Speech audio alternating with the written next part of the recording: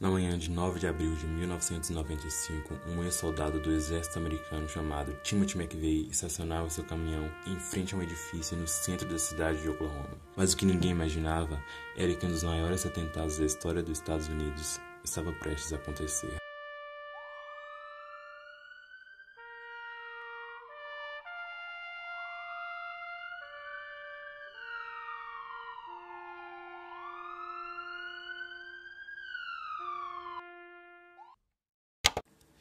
Timothy nasceu no dia 23 de abril de 1968 em Lockport, no estado de Nova York. Era filho de Mildred McEnory e William McVeigh. Quando ele tinha por volta de 10 anos, seus pais acabaram se divorciando. Timothy foi morar com seu pai em uma cidade chamada Pendleton, ainda em Nova York. Timothy dizia sofrer muito bullying na escola e, com o tempo, ele passou a se refugiar em um mundo de fantasias onde se vingavam das pessoas que faziam bullying com ele. Alguns diziam que, durante sua infância, ele era muito tímido e retraído. Já outros diziam que ele era extrovertido e gostava de socializar com todos. É falado que Timothy teve apenas uma namorada durante a sua adolescência e mais tarde ainda ele declarou em entrevistas que não tinha ideia de como impressionar as mulheres. Enquanto cursava o ensino médio, Timothy se interessou por computadores, chegando certa vez até a invadir um site do governo. No seu último ano, Timothy foi nomeado como o mais promissor programador de computadores da sua escola. Contudo, ele manteve notas baixas até a sua formação em 1986. O avô de Timothy apresentou a ele armas de fogo, coisa que ele gostava muito. Ele ainda dizia para as pessoas que seria dono de uma loja de armas. Às vezes ele levava armas de fogo para a escola para impressionar os seus amigos. Timothy ficou intensamente interessado nos direitos das armas, bem como na segunda emenda da Constituição americana, que é a lei que garante o uso de armas para cidadãos comuns no país.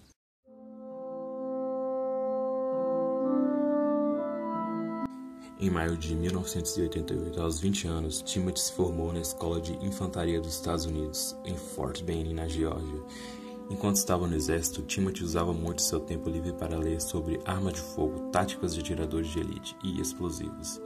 É sabido que certa vez Timothy foi repreendido por militares por participar de protestos racistas contra militares negros que usavam camisetas escrito Black Power em torno de uma instalação militar. Ele era um artilheiro de elite com um canhão 25mm usado por sua primeira divisão de infantaria e acabou sendo promovido a sargento. Ele estava destacado em Fort Greely, Kansas, antes de ser enviado para a Operação Tempestade no deserto, nome dado ao conflito que ocorreu entre Estados Unidos e Iraque. Ainda em uma entrevista falando da sua experiência no Kuwait, ele disse ter decapitado um soldado iraquiano com um tiro de canhão em seu primeiro dia na guerra e celebrou. Ele disse ainda que ficou chocado com a ordem de executar prisioneiros rendidos e ver a carnificina na estrada que saía da cidade do Kuwait após tropas americanas derrotarem o exército iraquiano. Timothy recebeu diversas medalhas durante seu serviço militar. Ele pretendia se juntar às forças especiais do exército depois de retornar da Guerra do Golfo. Ele chegou a entrar no programa de seleção, mas foi eliminado no segundo dia do curso de avaliação.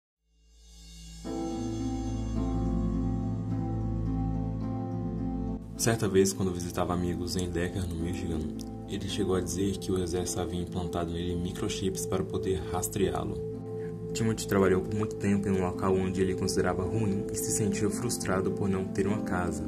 Ele chegou a tentar manter um relacionamento com uma colega de trabalho, mas acabou sendo rejeitado, aumentando ainda mais a sua frustração por não conseguir manter um relacionamento amoroso. Depois disso, ele passou a jogar compulsivamente e, incapaz de pagar as suas dívidas de jogos, ele fez adiantamentos em dinheiro e em seguida não realizou os pagamentos.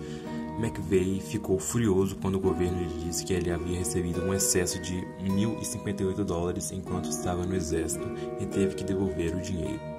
Ele chegou a apresentar à sua família literaturas anti-governo, mas eles não tinham interesse nessas visões. Posteriormente, ele acabou se mudando para um apartamento onde não tinha nenhum meio de comunicação, dificultando assim que seu chefe lhe contatasse para fazer horas extras.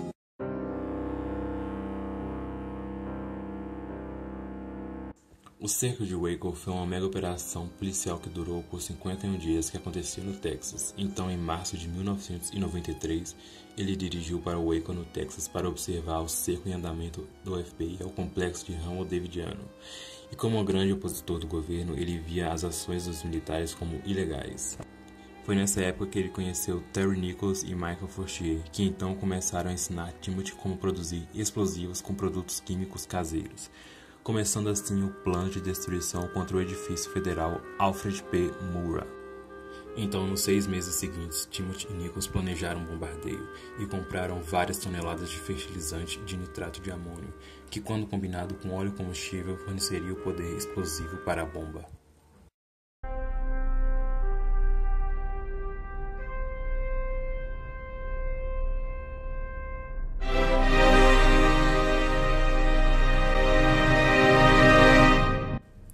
Então, no dia 9 de abril de 1995, às 9 da manhã, Timothy estacionou um caminhão carregado com 2.300 quilos de explosivos e depois de acionar um temporizador às 9h12 da manhã, uma grande explosão destruiu a metade do edifício, matando assim 168 pessoas, incluindo 19 crianças que estavam no segundo andar do prédio e ferindo mais 684. Mais tarde, Timothy disse que não sabia que havia uma creche nesse edifício e que se soubesse não teria feito o ataque. Porém, Nichols, que era um de seus companheiros, disse que ele sim tinha conhecimento, mas que isso não importaria, ele faria o ataque do mesmo jeito.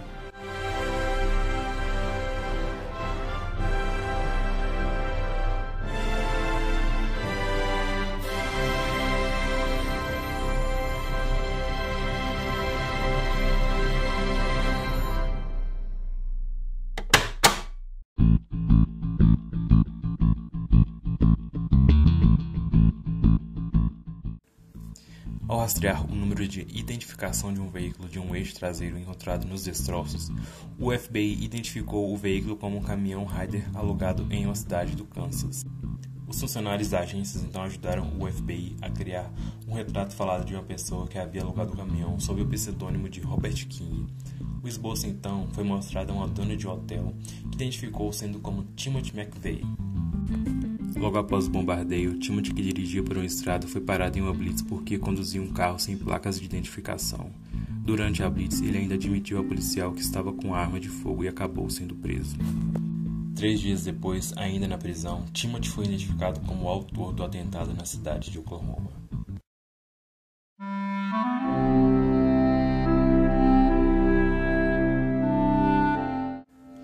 Timothy McVeigh foi condenado e sentenciado à morte em julho de 1997 pelo bombardeio do prédio federal na cidade de Oklahoma em 1995, no qual 168 pessoas foram mortas.